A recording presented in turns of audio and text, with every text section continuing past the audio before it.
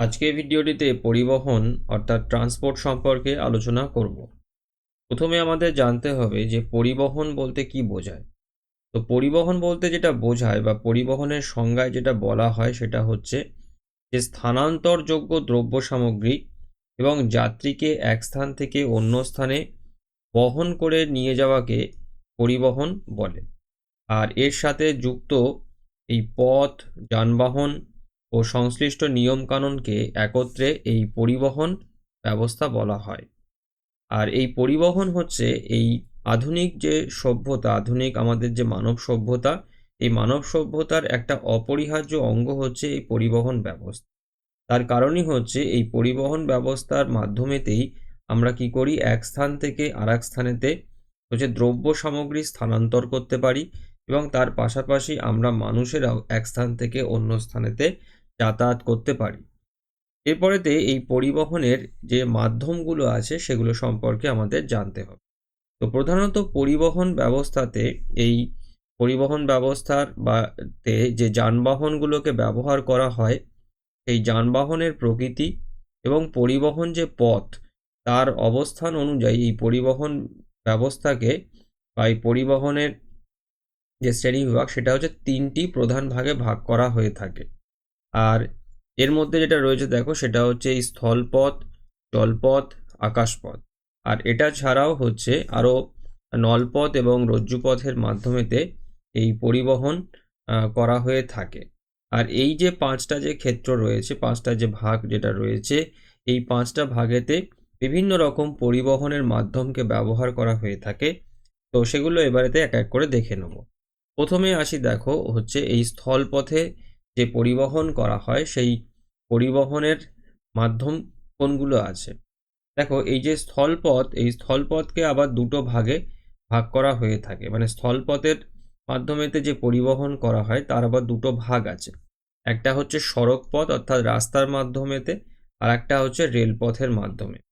তো সড়ক পথের মাধ্যমেতে যে মানে সড়ক পথেতে কোন কোন মাধ্যমেতে পরিবহন করা হয় এগুলো আমরা সবই জানি, তবু আর একবার একটু বলছি। যেমন হচ্ছে বাস, তারপরে লরি, মোটর গাড়ি, রিক্সা, ভ্যান, মোটর সাইকেল, এমনি নর্মাল যে সাইকেল রয়েছে, তারপর গরুর গাড়ি, এই প্রভৃতি এগুলো হচ্ছে এই সড়ক পথের পরিবহনের মাধ্যম।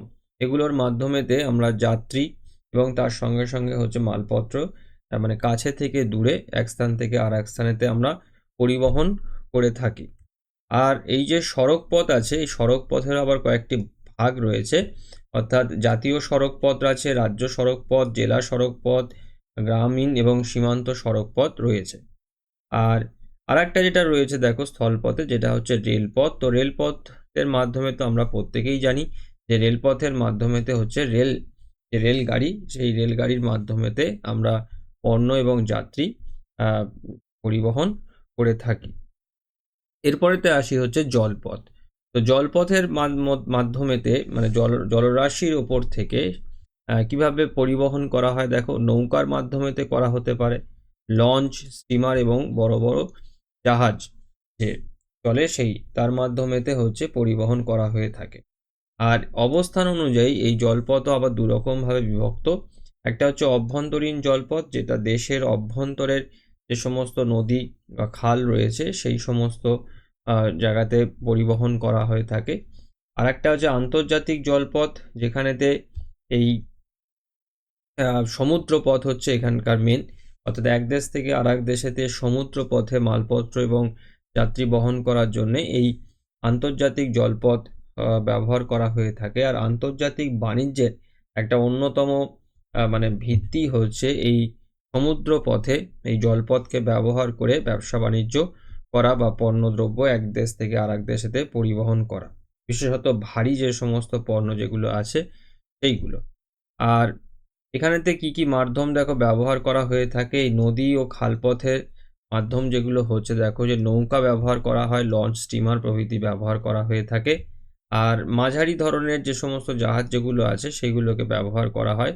আর সমুদ্র পথেতে সব রকমই চলে, অর্থাৎ মাঝারি ধরনের জাহাজ থেকে শুরু করে বড় বড় যে সমস্ত কার্গো যে জাহাজ, যাতে পণ্য পরিবহন করা হয় সেগুলো, এবং বড় যাত্রীবাহী যে সমস্ত জাহাজ আছে সেই সমস্ত জাহাজগুলো হচ্ছে এই মানে সমুদ্র পথেতে পরিবহনের মাধ্যম হিসেবে ব্যবহার করা হয়ে থাকে। এরপরেতে হচ্ছে আকাশপথ। তো আকাশপথও হচ্ছে যে বায়ুমণ্ডলের মধ্য দিয়ে যানবাহন চলাচল যেটা করে সেটাকে আকাশপথ বলা হয়। আর আকাশপথেতে দুরকমই মাধ্যম ব্যবহার করা হয়, একটা হচ্ছে বিমান, হেলিকপ্টার। আর এটা দুভাবে বিভক্ত, জলপথের মতনই অভ্যন্তরীণ আকাশপথ যেটা দেশের রাষ্ট্রীয় সীমানার মধ্যে এটা পণ্য এবং যাত্রী পরিবহন করে, আর একটা হচ্ছে আন্তর্জাতিক আকাশপথ যেখানেতে মানে একটা দেশ থেকে আর একটা দেশের মধ্যে হচ্ছে যাত্রী এবং পণ্য পরিবহনের কাজেতে ব্যবহার করা হয়ে থাকে। আর এই যে আন্তর্জাতিক আকাশপথ দেশের এই সীমানার বাইরেতেই বিস্তৃত হয়ে থাকে, আর অভ্যন্তরীণ যে আকাশপথ সেটা হচ্ছে দেশের মধ্যে সীমানার অন্তর্গত আকাশপথ হয়ে থাকে।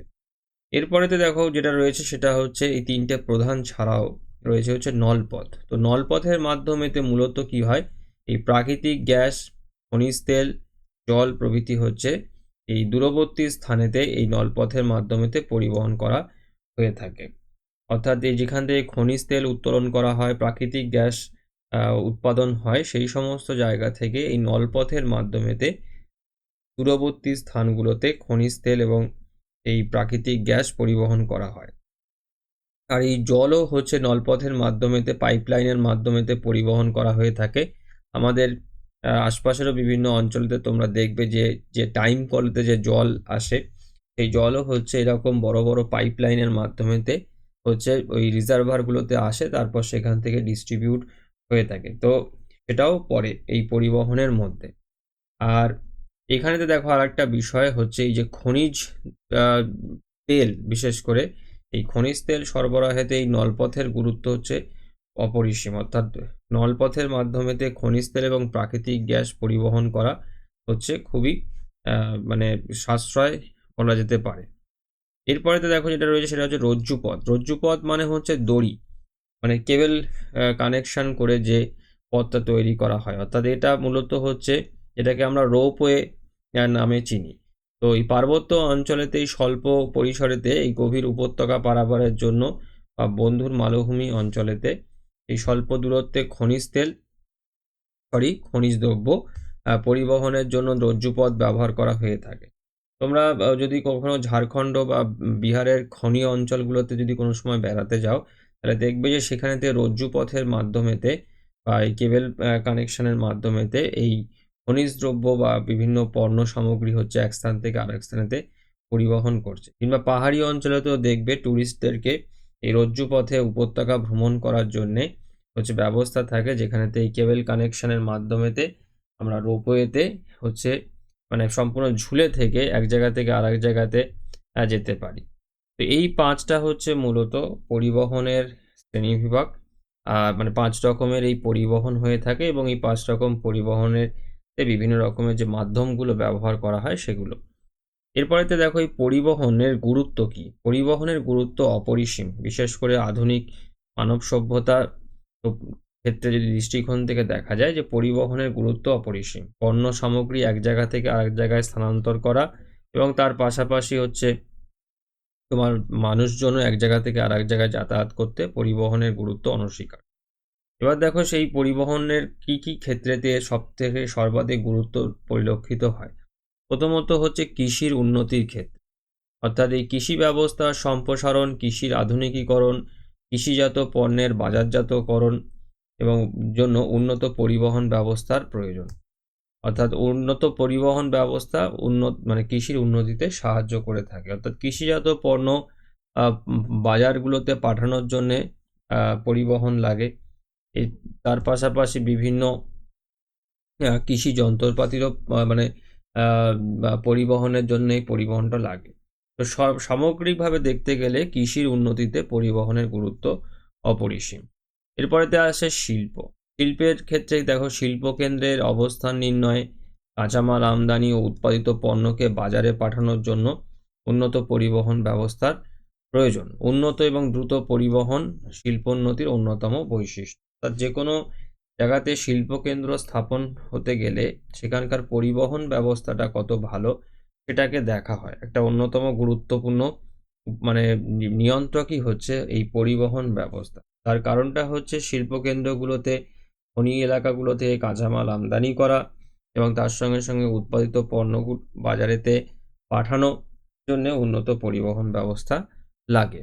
তো সেই কারণে শিল্পের উন্নতিতে পরিবহন ব্যবস্থাও এই কৃষির মতন খুবই গুরুত্বপূর্ণ। এবার দেখো প্রাকৃতিক সম্পদ আহরণের সুবিধা। দেখো প্রাকৃতিক যে সম্পদগুলিকে তার উৎস অঞ্চল থেকে সংগ্রহ করে শিল্পকেন্দ্রে প্রেরণ করতে উন্নত পরিবহন ব্যবস্থার প্রয়োজন। অর্থাৎ বিশেষত খনিভিত্তিক যে সমস্ত শিল্পগুলো, লৌহ ইস্পাত শিল্প বা পেট্রোলিয়াম ইন্ডাস্ট্রি যেগুলো রয়েছে, সেখানেতে এই যে প্রাকৃতিক যে সম্পদ যেগুলো রয়েছে, এই প্রাকৃতিক সম্পদগুলোকে তার উৎস অঞ্চল থেকে, মানে খনিজ পদার্থগুলোকে তার খনি এলাকাগুলো থেকে উত্তোলন করেই শিল্পকেন্দ্রে প্রেরণ করার জন্য ভালো উন্নত পরিবহন ব্যবস্থার প্রয়োজন হয়। তার সঙ্গে সঙ্গে দেখো যে অভ্যন্তরীণ এবং আন্তর্জাতিক বাণিজ্যের প্রসারেতে, অর্থাৎ কোনো দেশের পরিবহন ব্যবস্থা যত উন্নত হবে, সেই দেশের অভ্যন্তরীণ ও আন্তর্জাতিক বাণিজ্য তত উন্নত হবে।